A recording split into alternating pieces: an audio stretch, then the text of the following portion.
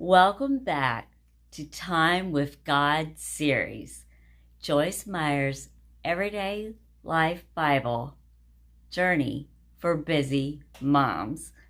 I'm WendyMichelle Thompson, and today we are picking up our reading in Genesis chapter 32.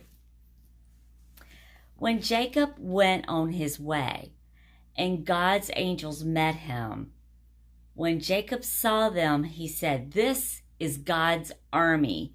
So he named that place Mahanaim. And Jacob sent messengers before him to Esau his brother in the land of Seir, the country of Edom.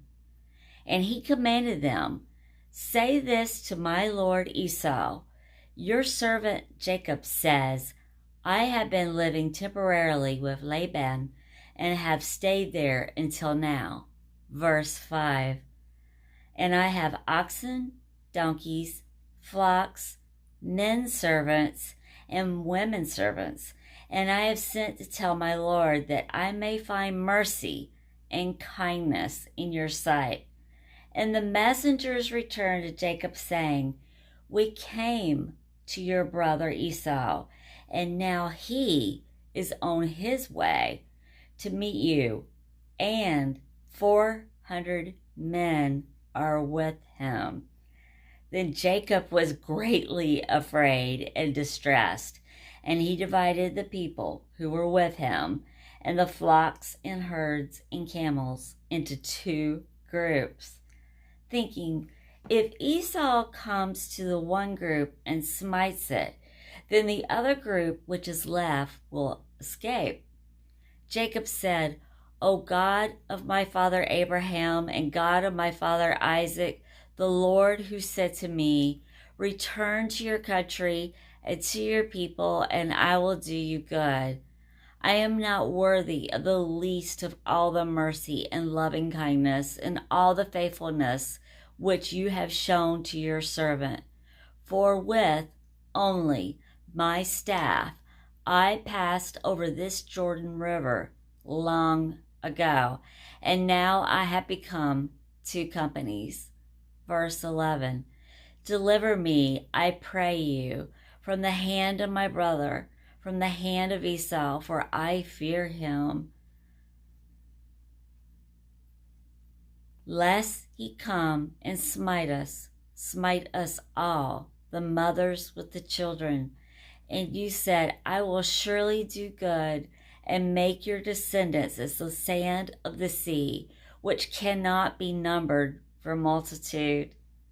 And Jacob lodged there that night and took from what he had with him as a present for his brother Esau 200 she-goats, 20 he-goats, 200 ewes, and 10 donkey colts, 20 rams, verse 15, 30 milk camels with their colts, 40 cows, 10 bulls, 20 she-donkeys. And he put them into the charge of his servants, every drove by itself, and said to his servants, "Pass over before me and put a space between drove and drove." And he commanded the first, "When Esau my brother meets you and asks to whom you belong, where you are going, and whose are the animals before you, then you shall say, 'They are your servant Jacob's. It is a present sent to my lord Esau, and moreover, he is behind us.'" And so he commanded the second and the third and all that followed the drove, saying, "This is what you are to say to Esau when you meet him." Verse 20. "And say, moreover, your servant Jacob is behind us, for he said, I will appease him with the present that goes before me, and afterward I will see his face. Perhaps he will accept me." So the present went on before him, and he himself lodged that night in the camp. But he rose up that same night and took his 2 wives, his 2 women servants, and his 11 sons, and passed over the ford of the Jabbok. And he took them and set them across the brook. Also, he set over all that he had. Verse 24, and Jacob was left alone, and a man, capital M, man, wrestled with him until daybreak.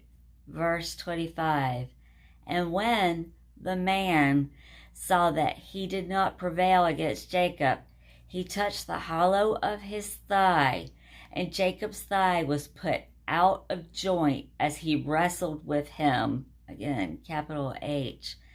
Then he, capital H, said, let me, capital M, go, for day is breaking. But Jacob said, I will not let you go unless you declare a blessing upon me. The man asked him, what is your name?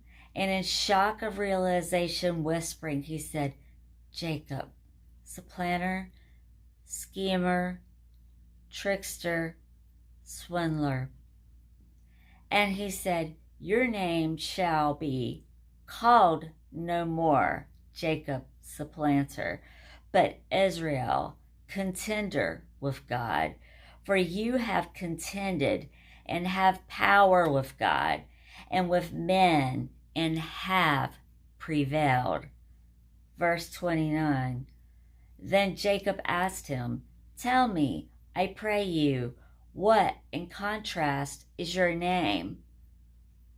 But he said, why is it that you ask my name?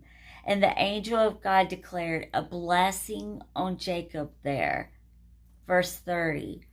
And Jacob called the name of the place Peniel, the face of God, saying, for I have seen God face to face, and my life is spared and not snatched away.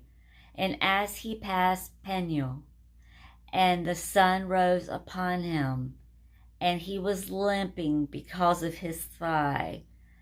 That is why, to this day, the Israelites do not eat the sinew of the hip, which is on the hollow of the thigh, because the angel of the Lord touched the hollow of Jacob's thigh on the sinew of the hip.